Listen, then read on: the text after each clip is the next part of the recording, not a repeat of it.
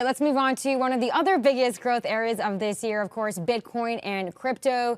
Bitcoin right now is sitting just under the key psychological level of 100,000. So, Todd, with a new, what some are saying, crypto forward administration coming in, what's the prospect for greater institutional involvement in Bitcoin and crypto markets widely?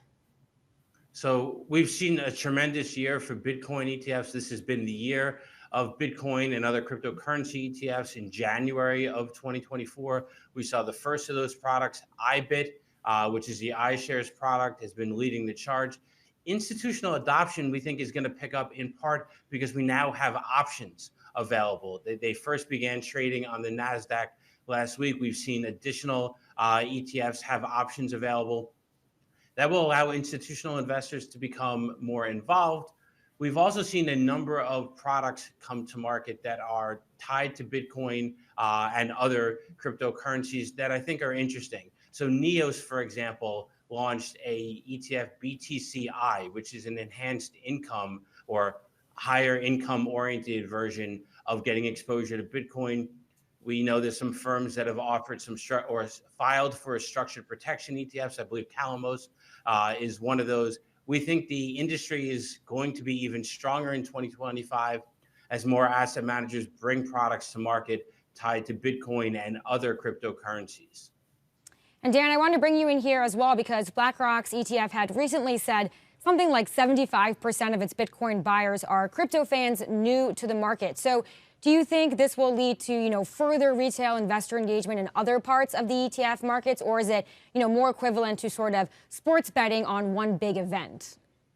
It's a great question. I think it's much more of the former. As Todd said, I think this year we've really seen that crypto is now a mature asset class. It is, as some people have called it, digital gold. And so the question is going to move from, the timing of it in the short term and which coin. I think we don't really talk about which coins matter as much anymore. It's primarily Bitcoin. And the question is, how do you manage it as part of an overall portfolio? What are your rebalancing tolerances around it? How do you fit it in? What does it take away from? So I think it's matured, but it brings up new questions about how to make it part of an overall portfolio that you manage systematically. But Dan, we also heard from famed Bitcoin investor and hedge fund giant Mike Novogratz recently, who said that there could be a big correction. Does that at all kind of stall retail investor appetite, or do you think that we'll see buying on the dip if that does come to fruition? Probably the latter. There is performance chasing on the way up. I think crypto has that particular, along with other meme stocks, has that sort of, you want to hold when things go down almost as a matter of faith and toughness. So I think it's got legs for quite a while right now. All right. And just finally, since we are approaching the end of the year, I want to talk about your top predictions and your top market to watch for 2025. So Todd, over to you. What's your top thing to watch next year? Well, if we hit $1 trillion, can we continue that momentum going? We think that we're going to see continued interest in actively managed ETFs.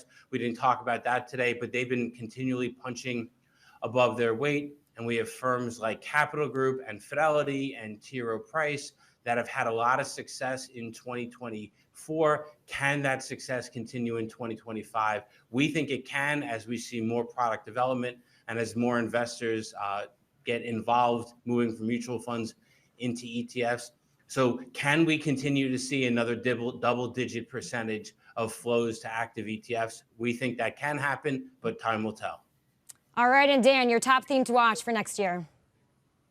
Especially in the ETF industry, I'm looking at bonds and specifically the tailoring of bonds to different circumstances. So there's lots of good ideas. How do we get those ideas to scale inside of an ETF such that it's addressing possibly a smaller niche market, but one that's definitely sustainable? So a lot more diversification of ETFs available.